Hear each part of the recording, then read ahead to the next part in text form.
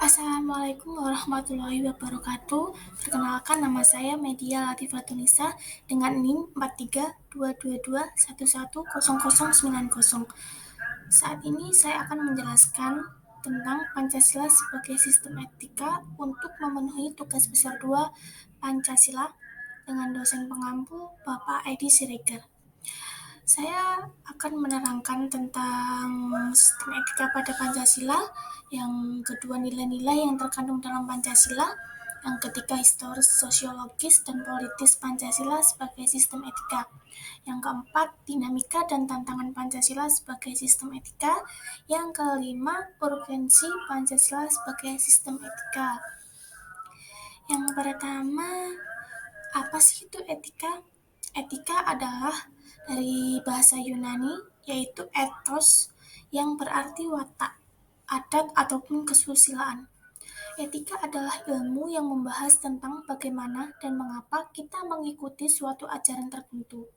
Bisa jadi terhadap norma-norma atau bagaimana kita bersikap dan bertanggung jawab dengan berbagai ajaran moral. Kedua kelompok etika itu adalah sebagai berikut. Yang pertama, etika umum, mempertanyakan prinsip-prinsip yang berlaku bagi setiap tindakan manusia. Yang kedua, etika khusus, membahas prinsip-prinsip tersebut di atas dalam hubungannya dengan berbagai aspek kehidupan manusia sebagai individu atau etika individual maupun makhluk sosial, etika sosial. Selanjutnya ada nilai-nilai yang terkandung dalam Pancasila. Yang pertama, nilai dasar, nilai bersifat abstrak dan tidak dapat diamati oleh panca indera manusia. Namun, dalam kenyataannya, nilai berhubungan dengan tingkah laku manusia. Yang kedua, instrumen, nilai yang menjadi pedoman pelaksanaan dari nilai dasar. Nilai dasar belum dapat bermakna sepenuhnya apabila belum memiliki formulasi serta parameter atau ukuran yang jelas. Yang ketiga ada nilai praktis, merupakan penjabaran lebih lanjut dari nilai instrumental dalam kehidupan yang lebih nyata, dan demikian nilai praktis merupakan pelaksanaan secara nyata dari nilai-nilai dasar dan nilai-nilai instrumental. Selanjutnya sumber historis, sosiologis, politis tentang Pancasila sebagai sistem etika. Yang pertama ada sumber historis. Pada zaman Orde Lama, Pancasila sebagai sistem etika masih terbentuk sebagai filosofis konstruk atau Weltanschauung, artinya nilai-nilai Pancasila belum ditegaskan ke dalam sistem etika, tetapi nilai-nilai moral telah terdapat pandangan hidup bermasyarakat.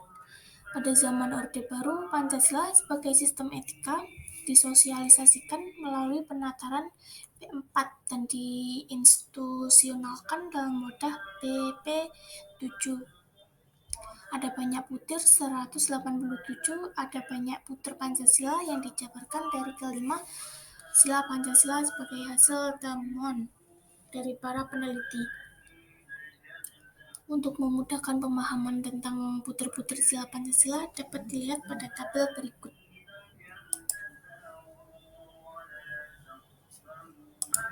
Yang kedua, selanjutnya ada sumber sosiologis.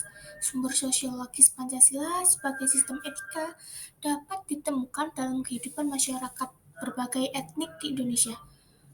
Misalnya, orang Minangkabau dalam hal bermusyawarah memakai prinsip bulat air oleh pembuluh, bulat kata oleh mufakat. Masih banyak lagi mutiara kearifan lokal yang bertebaran di bumi Indonesia, sehingga memerlukan penelitian yang mendalam. Yang ketiga, sumber politis. Sumber politis sebagai sistem etika terdapat dalam norma-norma dasar, sebagai sumber penyusun, sebagai peraturan perundang-undangan di Indonesia. Selanjutnya ada dinamika dan tantangan Pancasila sebagai sistem etika. Argumen tentang dinamika Pancasila sebagai sistem etika pertama pada zaman Orde Lama. Pemilu diselenggarakan dengan semangat demokrasi yang diikuti banyak partai politik, tetapi dimenangkan 4 partai politik, yaitu Partai Nasional Indonesia, Partai Muslimin Indonesia, Partai Nahdlatul Ulama, dan Partai Komunis Indonesia. Yang kedua, pada zaman Orde Baru, sistem etika Pancasila diletakkan dalam bentuk penataran. Pada zaman Orde Baru ini pula muncul konsep manusia Indonesia seutuhnya sebagai cerminan manusia yang berperilaku dan berakhlak mulia sesuai nilai-nilai Pancasila. Manusia Indonesia seutuhnya dalam pandangan Orde Baru artinya manusia sebagai makhluk ciptaan Tuhan yang Maha Esa, yang secara kodrati bersifat monodualistik, yaitu makhluk rohani sekaligus makhluk jasmani dan makhluk individu sekaligus makhluk sosial. Untuk urgensi Pancasila sebagai sistem etika, yang pertama, banyaknya kasus korupsi yang melanda negara Indonesia, sehingga dapat melemahkan sendi-sendi kehidupan berbangsa dan bernegara.